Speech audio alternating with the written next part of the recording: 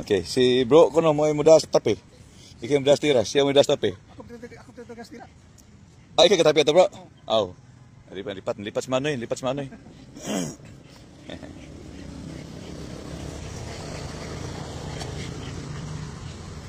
Okay, so after nga drill, muso din ang mga combination techniques sa disarming, counter striking.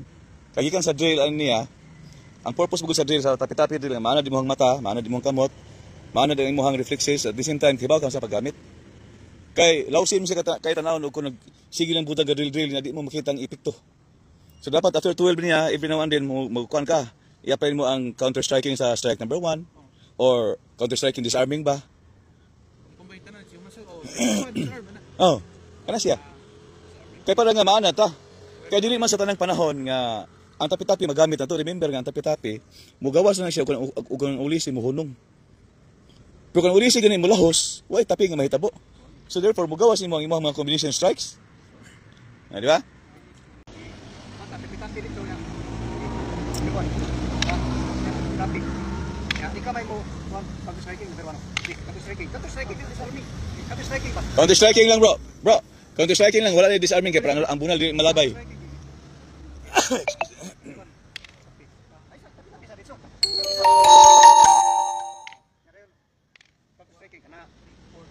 Oh, careful ha. Balik ka.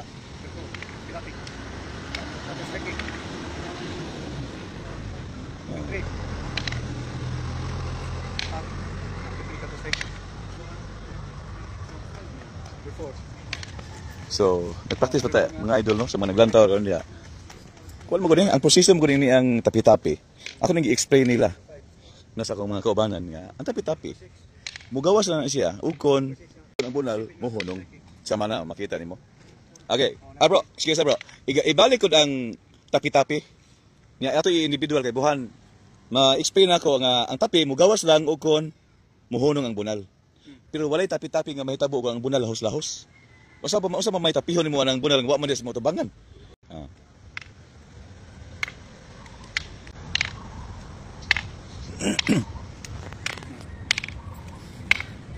Bro, ikaw gay da kuan. Ay ikay na dare. Kaya kita kami kana sa stage ya. Nawa ha. Mga idol ako ni siyang i-explain. I-explain ako ni siya kuan. Tarong. Nga ang tapi-tapi mugawas ni siya. Sama ni kala no. Pag bunal na ko, akong bunal gihunong. So may chance nga magtapi. Di ba? Oh. Nay tapi-tapi nga matabo kay nga naman mihunong maning bunala.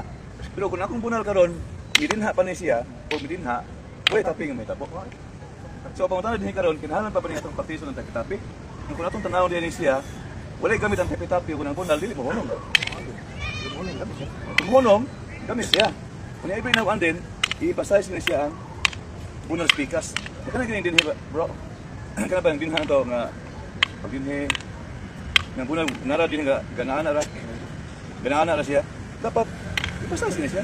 Ang speakers hindi mag-ana ka. Emphasize ang speakers oh. Parang magawas ang sakto na reaction pero ay mong bunal po ayo pud ibunal nga imuhag yung giana. Ipugong na siya nimo.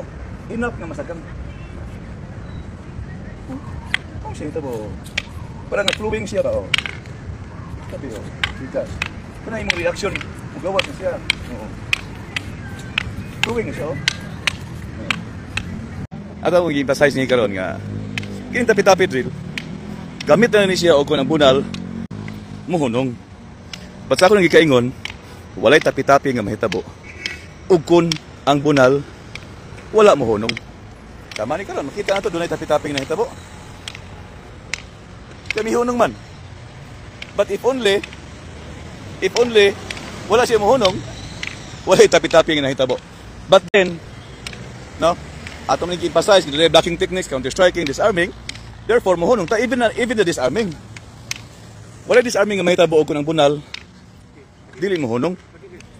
Kaya sa pa may chance sa opponent, nga mo disarm, o kung ang bunal, wala ang iyang tubangan. Sama na. Ibalik ko ito nga disarming. Bro, nindot sa nang disarming. Ako i-explain to siya. Okay mga idol, ako ipakita ninyo ang impact. Addition lang kasi disarming, ikay bunal niya, ipa-apply niya. O niya